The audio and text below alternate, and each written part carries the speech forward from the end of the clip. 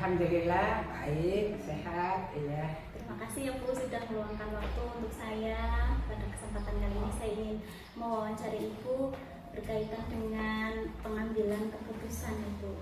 Langsung mawon ya. Pertanyaan pertama, selama ini bagaimana Ibu mengidentifikasi kasus-kasus yang merupakan dilema etika atau rujukan moral? Terima kasih. Untuk mengidentifikasi kasus, yang pertama kita pahami dulu kasusnya apa, apakah itu kasus personal atau berkelompok. Setelah kita identifikasi, berarti kita mencoba untuk mencari solusinya. Kalau personal, antar personal ya berarti kita pendekatan satu-satu dulu. Jadi kita bisa mendengarkan permasalahannya apa dari masing-masing pihak. Setelah itu kita coba untuk pertemukan kedua belah pihak tersebut sehingga nanti kita mencari solusi yang terbaik agar masalah itu tidak berlarut-larut. Ada langkah-langkahnya gitu ya Bu? Iya. Jadi langkahnya ya pahami dulu masalahnya apa untuk bisa menentukan solusi yang tepat. Kemudian selama ini bagaimana Ibu menjalankan pengambilan keputusan di sekolah, terutama untuk kasus-kasus di mana ada dua kepentingan yang sama-sama benar dan sama-sama mengandung nilai kebajikan? Terima kasih ya. Kalau untuk mengambil keputusan, yang pertama berarti tadi langkah satu berhubungan, yang kedua adalah berarti jika itu permasalahannya untuk kepentingan bersama, ya tentu kita dikeluarkan di sebuah rapat, ya kan? Ya di sebuah rapat dulu, masing-masing pihak memberikan permasalahannya apa, kita tanggapi satu persatu sehingga nanti ditemukan satu jalan keluar untuk kebersamaan kita, sehingga hasil musyawarah itu adalah keputusan bersama yang harus kita taati bersama. Melalui musyawarah guru-guru. Ya Bu, langkah-langkah atau prosedur seperti apa yang biasa Ibu lakukan? Ya, kalau langkah-langkahnya ya tadi pertama identifikasi masalah itu terlebih dahulu. Setelah itu baru pendekatan satu sama lain, ya kan. Yang ketiga adalah untuk dipanggil kedua belah pihak atau semua pihak yang kira-kira bermasalah itu nanti kita perlukan, baru nanti masing-masing pihak menyampaikan pendapatnya dan terakhir adalah pengambilan keputusan bersama. Kemudian hal-hal apa saja yang selama ini Ibu anggap efektif dalam pengambilan keputusan pada kasus-kasus dilema etika? Untuk yang efektivitasnya yaitu tadi yang pertama adalah satu pendekatan personal dulu, ya kan.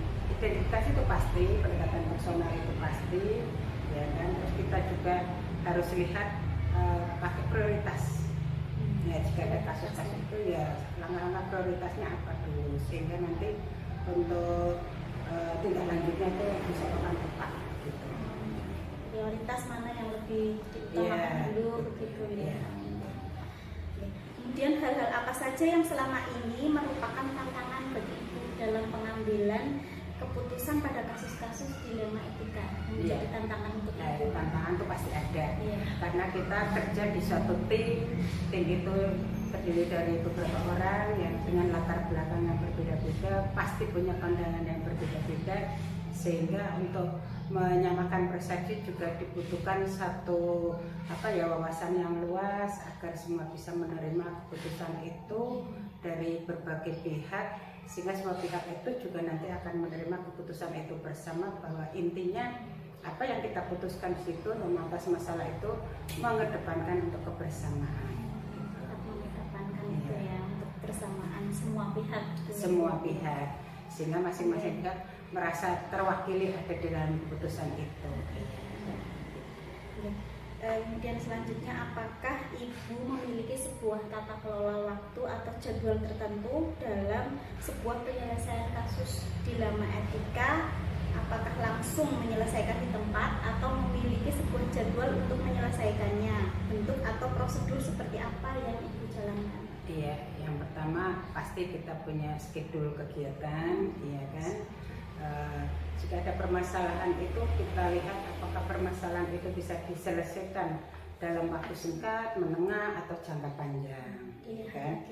Prioritasnya jika itu memang harus diselesaikan di waktu itu, ada permasalahan yang urgent ya kita selesaikan di tempat itu secepat mungkin. Tapi jika ada permasalahan itu tidak bisa diselesaikan di waktu yang singkat dan memang itu bukan permasalahan yang tidak harus diselesaikan dalam waktu singkat, artinya memang bertahap, ya kita selesaikan secara bertahap.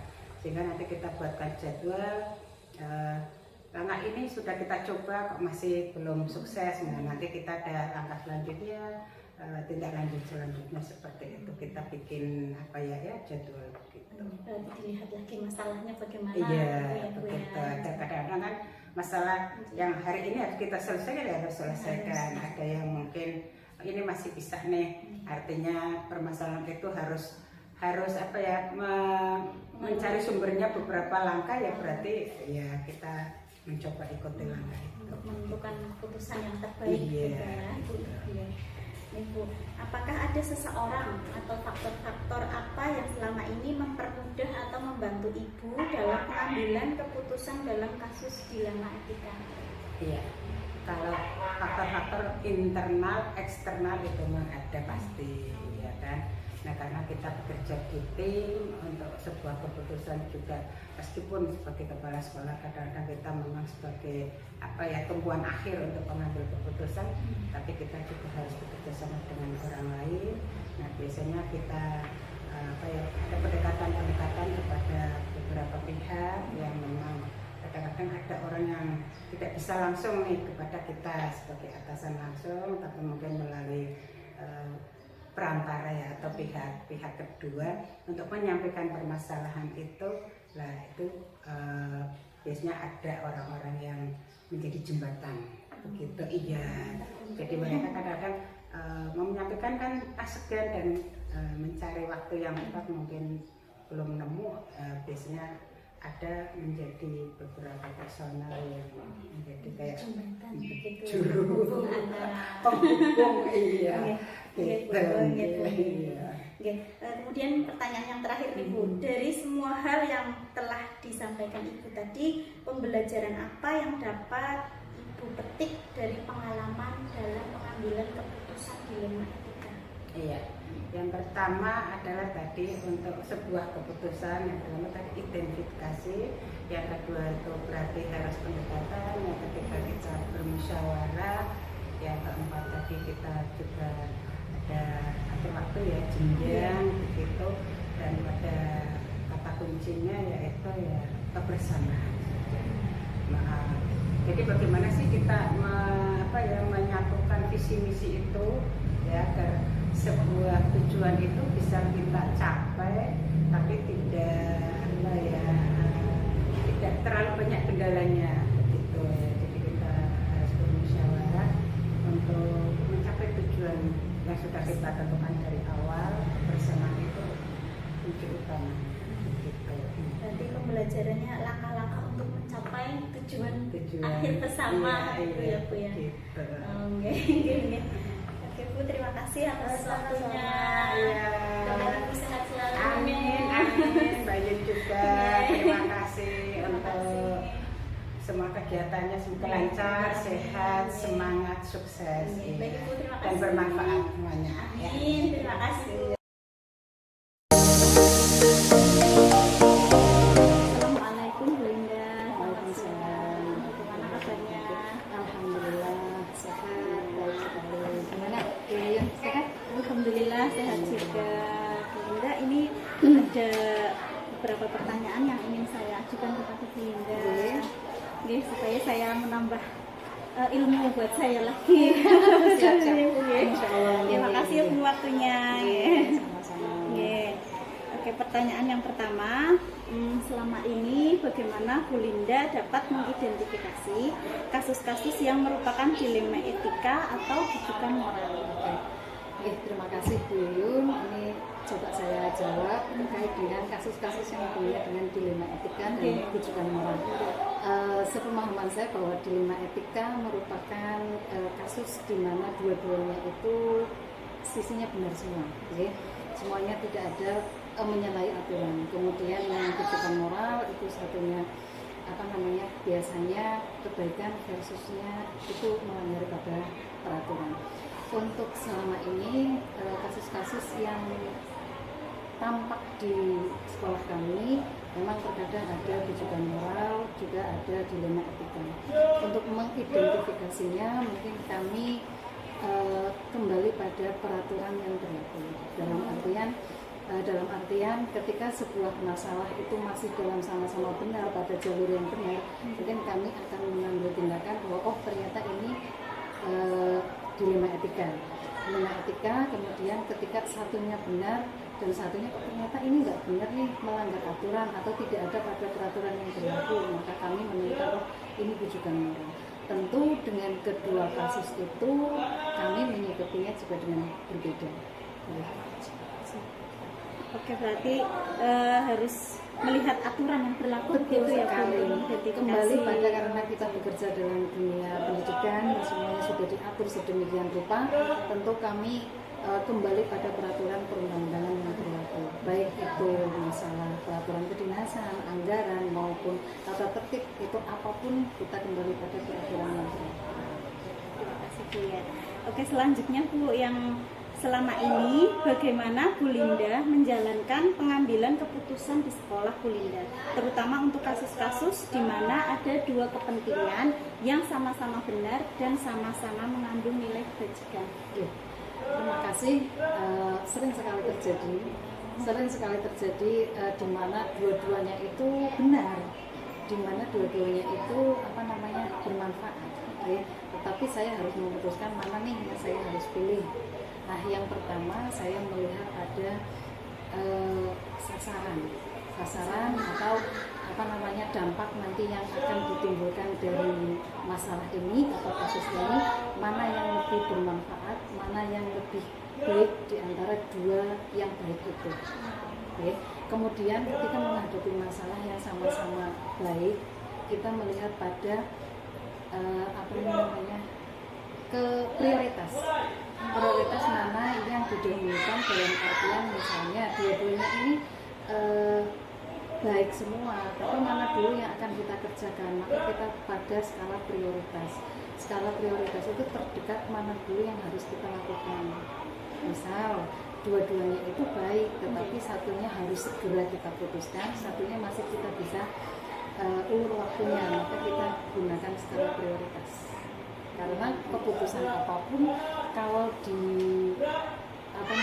putuskan dengan segera tanpa ada proses, mungkin nanti kedepannya ada hal yang kurang pas. Tapi tetap memprioritaskan dulu kemudian kebermanfaatannya mana dulu, sasarannya ke siapa dulu. Mungkin kalau sasarannya ke lebih banyak orang itu mungkin lebih diprioritaskan daripada keuntungan satu orang.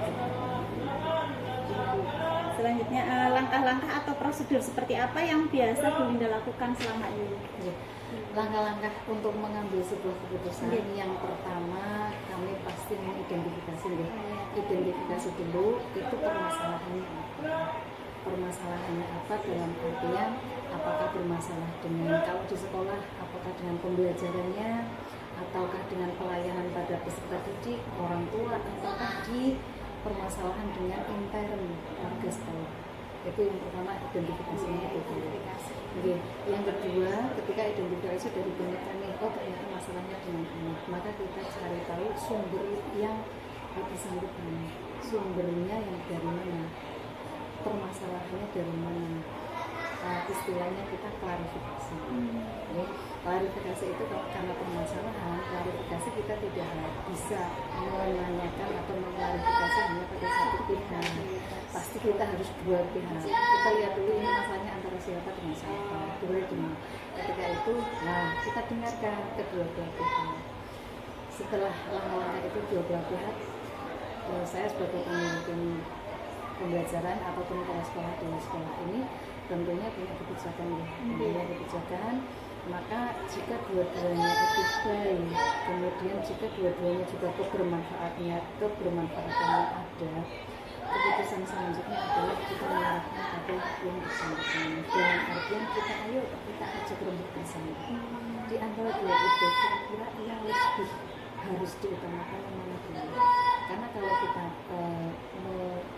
itu sama dulu yang dibutuhkan tanpa saya konfirmasi dengan satu, lalu kira ada keberpihakan, maka keduanya apapun masalahnya kita bersama ditemukan, kita ya kira-kira di antara dua ini mana yang lebih penting diutamakan, kemudian bermanfaatannya bagaimana. Misalnya dilema etika, sekolahnya pengen bagus, kelasnya pengen bagus dengan cara apa saja dan sebagainya. Oke, itu bagus untuk membuat sekolah yang nyaman, sekolah yang indah, itu bagus.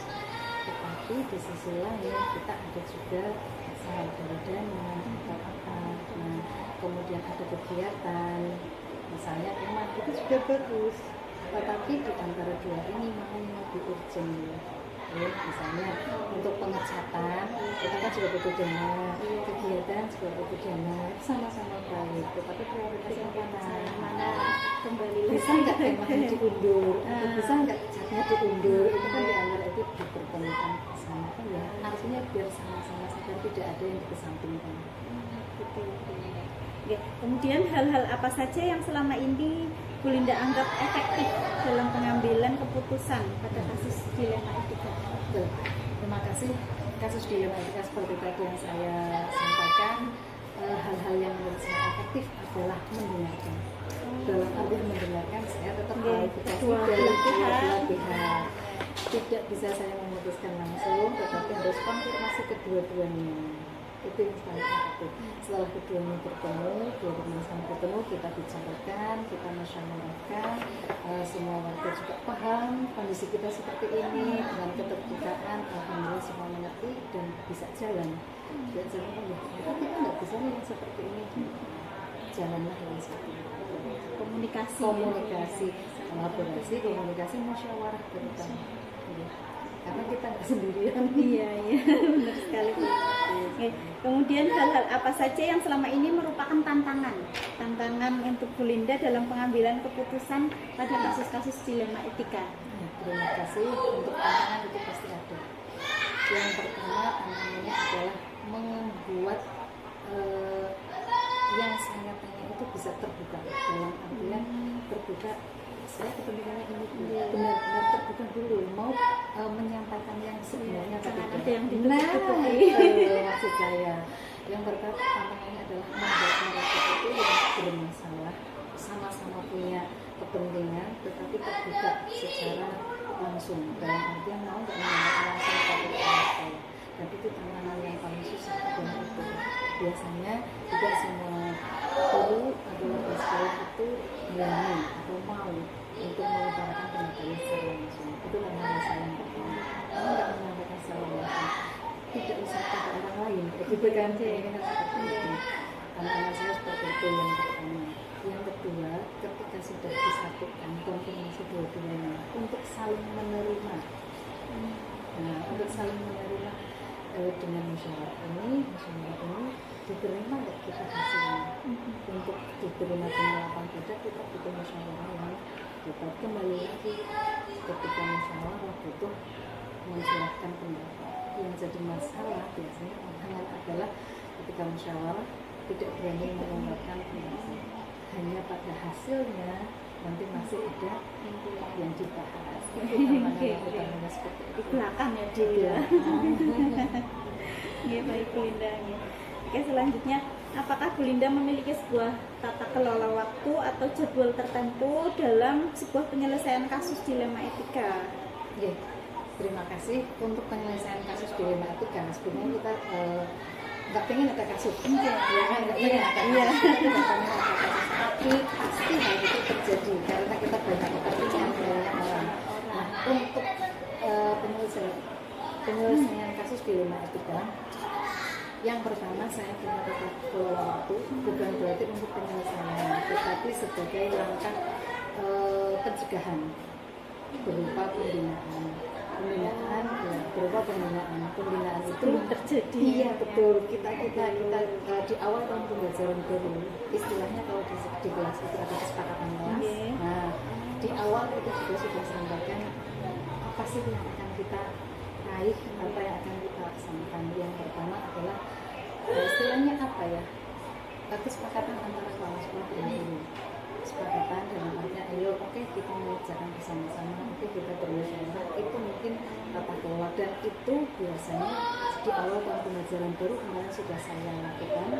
Nah, tata kelola ini mungkin akan saya refleksikan kembali minimal 3 bulan sekali. 3 bulan sekali tetap saya mengingatkan dalam artian apapun yang terjadi di sekolah, apapun yang ada di sekolah ini milik bersama, jadi harus diselesaikan bersama. Tata kelola seperti itu. Tetapi tidak jarang juga dilema etika yang spontanitas. Nah, yang spontanitas tidak terduga. Yang spontanitas itu bagaimana? Ya kita lihat ketika itu memang hari itu dan waktu itu harus segera diselesaikan. Bagaimanapun juga kita harus menyelesaikannya. Tetapi dengan langkah-langkah yang tadi sudah konfirmasi belum dengan yang disampaikan, dilihat lagi. Kalau memang harus segera diselesaikan, kita selesaikan, tetapi dengan langkah-langkah yang lebih bijaksana. Baik sekali, Bu Linda, ternyata.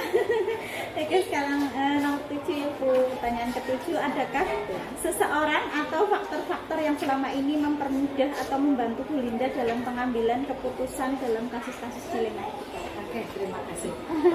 Kalau seseorang, alhamdulillah di sini ada sesepuh kami dalam artian guru senior di sini, tetap itu menjadi pertimbangan kami bagaimana mengambil keputusan yang bijaksana. Tetapi untuk semua guru di sini saya anggap sama saja, dalam artian mempunyai kesempatan yang sama, mempunyai kesempatan yang sama untuk pendapat, menyampaikan idenya, menyampaikan kalau ada apa-apa gagasan dia menyampaikan. Mereka yang mau terbuka seperti itu benar-benar bisa membantu saya untuk menyelesaikan semua masalah. Oke, dari semua hal yang telah disampaikan, pembelajaran apa yang Bu Linda dapat petik dari pengalaman yang mengambil keputusan dilema etika itu? Ya, terima kasih. Dari sekian banyak kasus yang dialami, kasus yang saya lihat, pelajaran yang utama yang harus kita selalu ingat adalah musyawarah. Kita sebagai pemimpin tidak akan bisa mengambil sebuah keputusan yang tepat kalau hanya berasal dari kita sendiri, kalau hanya berasal dari ego kita sendiri. Karena kita punya warga, kita punya anggota di sini, maka yang terbaik adalah melibatkan semua warga sekolah dalam keadaan ruang masyarakat. Atau paling tidak, kalau ada apa-apa kita adakan konfirmasi atau klarifikasi biar tidak hanya satu arah yang berbicara. Jadi tetap Bu Linda walaupun sebagai seorang pemimpin, tapi Bu Linda tetap juga mengikut sertakan guru-guru dalam mengambil keputusan. Iya, betul sekali, termasuk pada setiap momen apapun. Malah sebenarnya saya mengembalikan pada guru-guru. Mungkin nanti gimana ya, menurutkan jenengan. Tapi mungkin bisa saya saring itu dari percakapan sehari-hari, tidak dalam keadaan formal rapat, tetapi dalam percakapan sehari-hari. Ini kalinya ini ya, ini kok nanti kan keluar semua. Ini keluar semua, termasuk mau ada kegiatan sekolah apa-apa itu ini tidak masalah, silahkan saya bermasukan, silahkan saya beri arahan.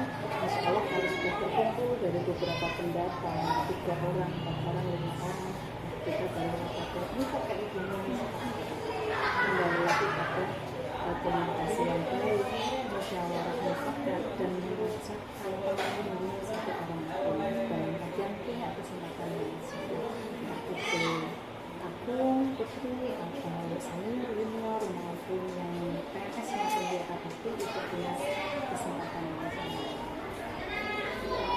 Terima kasih Bu Linda atas kesempatannya ini saya. Iya sudah nambah ilmu banyak sekali ini dari Bu Linda. Terima kasih.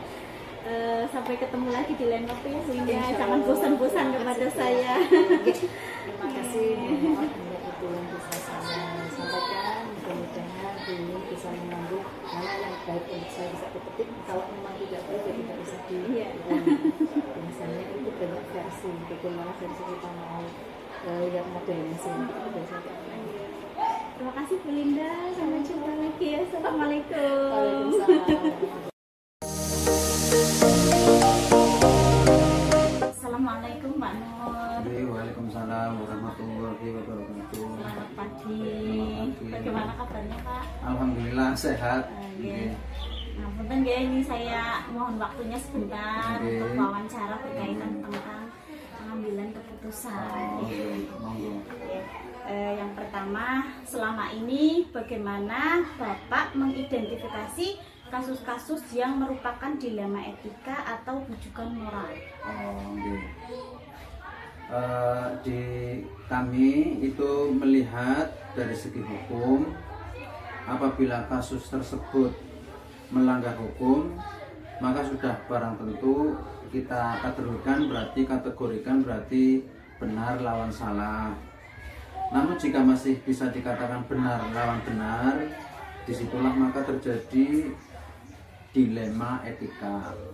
Kemudian kita dalam mengidentifikasi kasus bisa dengan cara menganalisis apakah keputusan yang akan diambil antara benar lawan salah, yang biasa kita sebut dengan sebutan rujukan moral, atau misalnya benar lawan benar yang biasa disebut dengan sebutan dilema etika. Kalau terjadi dilema etika, itu kita lebih menekankan pengambilan keputusan yang tepat dan bijaksana, karena tidak ada keputusan yang salah di dalamnya. Sedangkan rujukan moral itu terjadi apabila keputusan itu benar lawan salah. Berarti dikategorikan dulu, nanti baru dianalisis begitu ya Pak ya. Selama ini bagaimana Bapak menjalankan pengambilan keputusan di sekolah Bapak, terutama untuk kasus-kasus di mana ada dua kepentingan yang sama-sama benar atau sama-sama mengandung nilai kebajikan, Pak? Terima kasih. Sebelum kami mengambil keputusan, terlebih dahulu kita mengumpulkan fakta-fakta yang ada di dalamnya. Siapa saja yang terlibat, kita inventarisasi, kemudian kita analisis benar dan salahnya. Setelah itu kemudian kami membuat alternatif ataupun solusi dan membuat keputusan. Lalu merefleksikannya, serta kesemuanya itu harus dibawa ke dalam doa. Artinya kita juga berdoa, semoga kasus-kasus itu yang terjadi di kami itu bisa selesai dan bisa selamat dan berjalan dengan lancar. Kemudian bisa juga diawali dengan penelusuran masalah. Setelah itu mengidentifikasi masalah sehingga terbentuk kesimpulan, dan dari kesimpulan inilah sebagai dasar kami dalam mengambil keputusan. Kemudian kami juga mengutamakan yang menjadi prioritas dengan keputusan berpihak pada murid. Ya, keputusan berpihak pada murid dengan tetap memegang teguh kepada kebijaksanaan. Kebijaksanaan yang berlaku di sekolah. Yang berlaku di sekolah. Kemudian langkah-langkah atau prosedur seperti apa yang biasa Bapak lakukan selama ini? Terima kasih. Kami biasa menentukan penyebab permasalahannya itu apa saja. Setelah itu menentukan siapa saja yang terlibat di dalamnya. Kemudian berdiskusi dengan warga sekolah, dengan dewan guru juga. Kemudian setelah itu, setelah ada rembugan, kami membuat solusi keputusan. Kemudian juga keputusan yang kami akan ambil kita timbang lagi dari berbagai sudut pandang sebelum memutuskan, dan setiap keputusan yang dilakukan tetap kami bawa di dalam doa. Berarti tetap dicari dulu penyebabnya apa, terus kemudian melalui musyawarah juga ya Pak ya dengan guru, tentang guru. Kemudian kami juga biasa mengidentifikasi masalah, memeriksa berbagai kemungkinan untuk mencapai tujuan, dan melakukan keputusan yang akan kami ambil. Setelah mengidentifikasi masalah, kemudian melakukan diskusi dengan pihak-pihak yang terlibat untuk dapat mengambil keputusan yang terbaik. Oke Pak. Kemudian hal-hal apa saja yang selama ini Bapak anggap efektif, ini Pak, yang paling efektif dalam pengambilan keputusan pada kasus-kasus dilema etika? Yang pertama kami lakukan adalah dengan menelaah siapa yang terlibat di dalamnya. Kemudian sifat urgen kasus tersebut, dilema, dan pengambilan alternatif diskusi. Kemudian juga bisa membayangkan sosok panutan untuk mengambil keputusan secara bijaksana dengan mempertimbangkan situasi dan kepentingan yang terlibat di dalamnya. Baik Pak, untuk hal-hal apa saja yang selama ini merupakan tantangan Bapak dalam pengambilan keputusan pada kasus-kasus dilema etika? Hal-hal yang selama ini merupakan tantangan dalam pengambilan keputusan adalah yang pertama, kami berusaha mencari keputusan yang terbaik, karena di dalam keputusan terbaik tersebut masalah biasanya semuanya bisa sama-sama benar. Kemudian juga harus menguntungkan kedua belah pihak, artinya tidak ada salah satu pihak yang dirugikan. Kemudian keputusan yang diambil kadang-kadang juga bisa melanggar prinsip keadilan bagi anggota yang lain, karena seolah-olah seperti ada perlakuan yang tidak istimewa dari pihak pengambil keputusan. Tapi itu semuanya bisa kami anggap wajar lah, tidak ada sesuatu yang sempurna. Kemudian setelah itu ada pihak yang merasa dirugikan, ya kami minta maaf sehingga masalah bisa selesai dengan damai. Berarti dalam menentukan solusi yang terbaik ya Pak ya, selama ini. Kemudian apa saja yang apakah Anda memiliki sebuah tata kala atau jadwal tertentu Pak dalam sebuah penyelesaian kasus dilema etika? Apakah secara langsung menyelesaikannya di tempat atau mungkin ada jadwal untuk menyelesaikannya Pak? Jika masalahnya biasanya kita langsung diputuskan, artinya begitu ada masalah kita tidak mengulur-ulur waktu, katanya sih biar lebih cepat kan lebih baik. Kalau ada masalah segera kita tangani, sehingga apabila ada masalah langsung kita putuskan. Tapi jika masalahnya berat, kita butuh waktu untuk memproses masalah itu sehingga nanti masalahnya bisa selesai dengan baik, karena keputusan yang kita ambil bukan keputusan yang terburu-buru, tapi melalui musyawarah, kemudian juga melalui identifikasi fakta-fakta, termasuk juga dengan menganalisa kejadian yang terjadi sesuai dengan tingkat kompleksibilitas kasus yang terjadi. Ini semakin kompleks masalahnya, kadang-kadang juga keputusannya semakin lama karena butuh banyak pertimbangan. Namun seringkali dilakukan pada saat itu juga, artinya apabila masalahnya ringan, begitu juga waktu itu bisa diputuskan. Tapi ada juga masalah yang memang harus diselesaikan pada jadwal tertentu dan sesuai dengan keberpihakan kepada siswa. Berarti dilihat lagi masalahnya ya Pak. Kalau misalnya bisa diselesaikan langsung ya langsung. Kalau berat mungkin harus melalui prosedur lagi ya, proses itu supaya keputusannya yang diambil baik, lebih baik gitu. Ya Pak. Apakah ada seseorang atau faktor-faktor apa yang selama ini mempermudah atau membantu Bapak dalam pengambilan keputusan dalam kasus dilema etika? Beberapa anggota yang bisa kami hubungi, karena sekolah kan tidak berdiri sendiri. Di dalamnya ada komite sekolah, kemudian ada juga Bapak Ibu guru, termasuk juga wali murid serta stakeholder di atas kami, ada pengawas, ada KWK dan sebagainya. ini bisa diajak untuk berembuk dalam mengambil suatu keputusan atau permasalahan.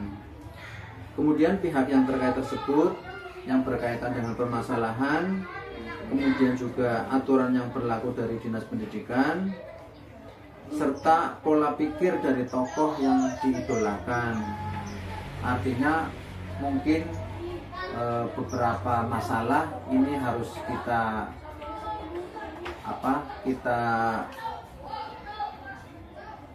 dekatkan atau kita samakan dengan beberapa masalah yang terjadi di tokoh-tokoh yang terkenal, seperti mungkin tokoh pendidikan atau mungkin tokoh-tokoh pahlawan dan sebagainya. Yang terakhir nih Pak, pertanyaan yang ke-8, dari semua hal yang telah disampaikan, pembelajaran apa yang dapat Bapak petik dari pengalaman mengambil keputusan dilema etika, Pak? Alhamdulillah, mungkin karena banyak masalah, ataupun ya bukan banyak masalah, tapi seseorang mungkin akan bertindak lebih bijaksana apabila ditimpa oleh berbagai masalah. Artinya sering kena masalah sehingga dia tahan banting, maksudnya begitu. Semakin banyak masalah berarti kemudian semakin banyak juga menyelesaikan masalah, berarti orang tersebut akan lebih bijaksana dalam mengambil suatu keputusan. Sampun ya Pak. Terima kasih Pak atas waktu yang diberikan. Saya menjadi tercerahkan. Terima kasih juga atas waktunya dan kesempatan yang diberikan kepada saya. Assalamualaikum. Waalaikumsalam warahmatullahi wabarakatuh.